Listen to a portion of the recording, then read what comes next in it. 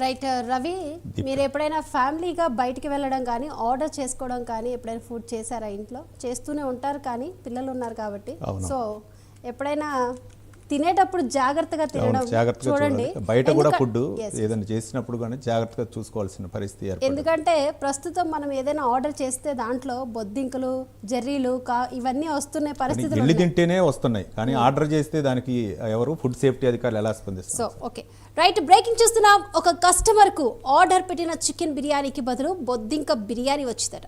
ఇక కంగారు పడకండి, మనకి ఇదే మామూలే. బొద్దింక అయితే ఏంటి, బల్లి అయితే ఏంటి, కోళ్ళు మేకలు తిన్నట్టే వీటిని కూడా లాగించేస్తాం. సో అందుకే అనుకుంటాం మన దగ్గర హోటల్స్ వాళ్ళు చైనాను మించిపోతున్నారు.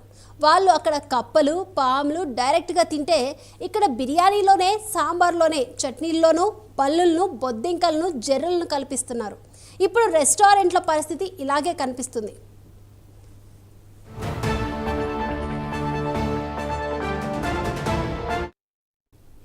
సరే, ఇప్పుడు స్టోరీ ఏమనుకుంటున్నారంటే, ఖమ్మంలో ఒక వ్యక్తి ఆర్డర్ పెట్టిన బిర్యానీలో బొద్దింక ప్రత్యక్షమైంది. దీంతో కస్టమర్ నివ్వెరపోయాడు.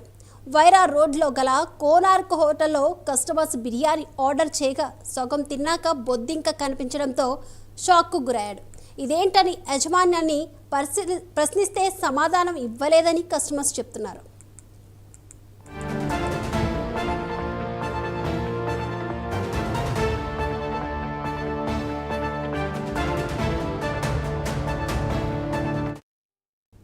బిర్యానీలో బొద్దింక రావడంతో ఖమ్మంలోని హోటల్లో భోజనం చేయాలంటే ప్రజలు జంకుతున్నారు. ఇప్పటికైనా సంబంధిత ఫుడ్ ఇన్స్పెక్టర్ పెద్ద హోటల్స్లో తనిఖీలు చేపట్టి ప్రజల ప్రాణాలను కాపాడాలని ప్రజలు కోరుతున్నారు.